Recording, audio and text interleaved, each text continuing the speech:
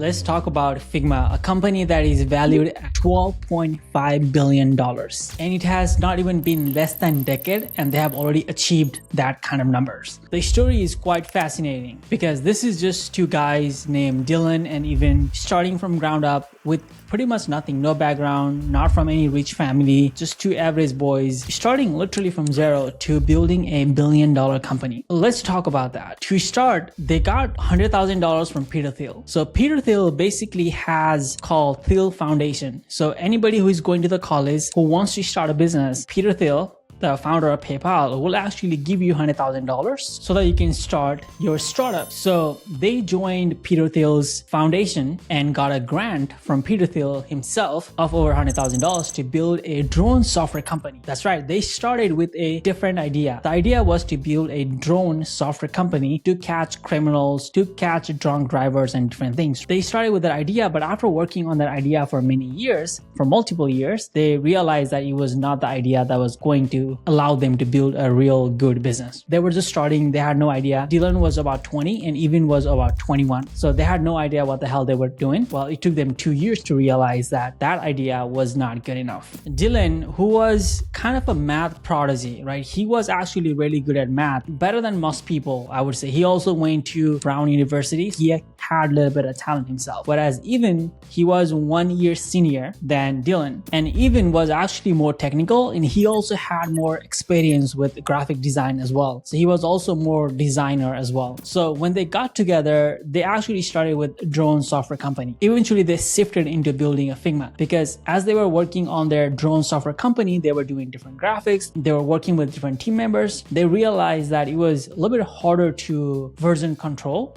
on the graphic design part of things. So if you're a graphic designer, it was harder to share different things. It was harder to know who was working on what thing and how much they had done. So it was a little harder to collaborate. So they wanted to make that easier. They wanted to make that better. It was around 2016 when they realized that drone software company was not a good idea. That's when they started working on Figma. So around the same time, there was this tech that had just come up, which was called WebGL. That allowed them to build Figma on browser and still be faster, still be able to save right away within a millisecond, actually. See, Figma is a powerful software, right? And when you do things in the browser, it is harder, like it becomes harder, right? They wanted to do it in browser. They didn't want it to make the user download an app. They just wanted the user to sign up and start using it on the browser. It was around the time when the technology called WebGL came out and they were able to leverage that technology to build in the browser. So this is what the founder of Figma, Dylan, said about the timing. If they had started anything earlier, they would probably have not been able to build Figma. If they had started a little later, somebody would have probably used that technology to build something similar to Figma. So that timing was perfect. The fact that they were building a drone company and realized that they could build Figma around that time was actually a perfect time, because if they had started earlier, they would actually have not been able to make it because the technology was not there yet. So once they realized that Figma was the way to go, they did not want to just run ads, or they did not want to just like do SEO. They wanted to build relationship. They wanted to get trust from designers. So what both of them did was they actually joined many designers community and they were actually working with them one-on-one to build the product as well as to gain their trust that this is a good product. Like this product deserves your time, your attention, and this is what you should be using on a daily basis. They actually made the product so easy to use and so easy to share that it started quickly gaining momentum. The next thing is that because they wanted a lot of people to use, they actually have a very, very generous premium plan. I personally use Figma at the moment, and I can tell you that I have not hit a single limit where I am like, okay, I need to upgrade this. This is actually very easy and simple to use, and they actually have a pretty good free plan, which makes it even viral, right? It looks like you're not paying for it, and it becomes easier for new designers or early designers to use it. And when they are heavy designers, when they are doing a lot of work, they can easily upgrade because they're getting a lot of clients, they're getting paid, and things are happening for them. And the next thing that was the killer for them was being in the browser, right? If you had to download an app, that will be extra step.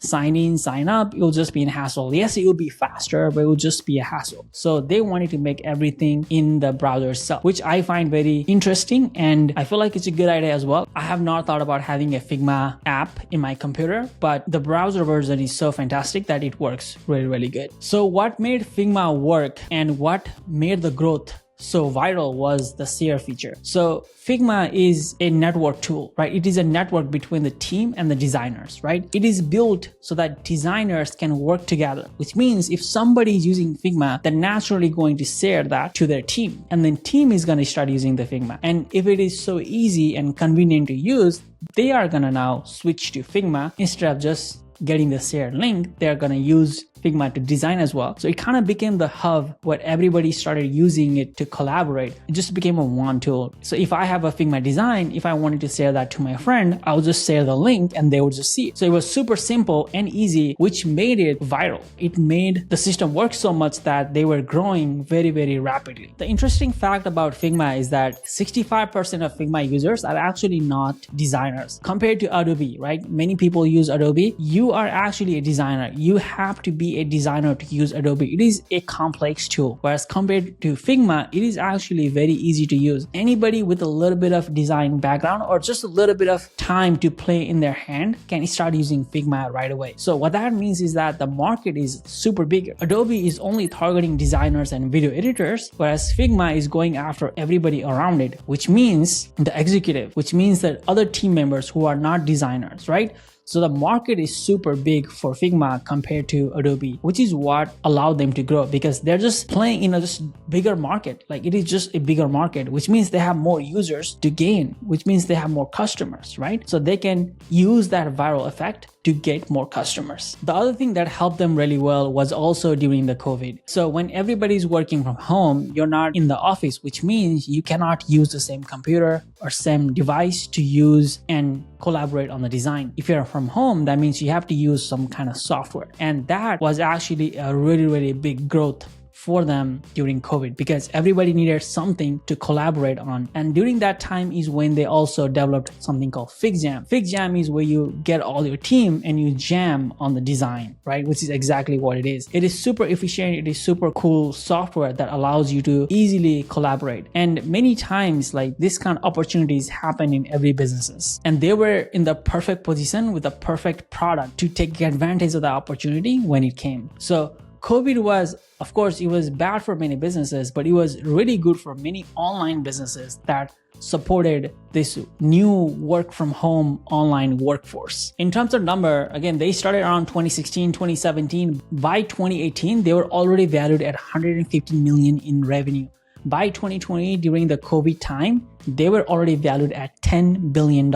And today, they're probably valued more than 15 to 25 billion plus valuation. I think it was around 2022 when Adobe had a contract to buy Figma, but the contract fell. It was really because Adobe and Figma are a competitor, right? When Adobe buys Figma, it is trying to monopolize the market, which is what the regulators did not want it. So the regulators in US, UK, and EU forced the deal to fall through. So Adobe couldn't buy Figma, but it had to pay $1 billion to Figma in penalties, in termination fee. So Figma, even though it did not get sold, it actually made pretty good money, $1 billion from this contract. Figma is one of the most profitable company as well. Most of the SaaS company, most of the software companies are really profitable just by themselves, right? But Figma is very, very profitable. As well as, if you did not know, it is one of the fastest growing company. It is right behind NVIDIA. NVIDIA is growing very, very rapidly. If you have not seen the stock, you will be blown away. But it is growing very, very rapidly with the rise of AI. But Figma, a design tool, a simple design tool, is growing as big as NVIDIA as well. And it is not surprising why Adobe would want to buy Figma. In terms of Dylan and Evan, the founder of the company, Dylan is definitely worth $1 billion. The guy who started literally from nothing with 100,000 grand from Peter Thiel is now a billionaire, whereas Evan, he left early on in the company,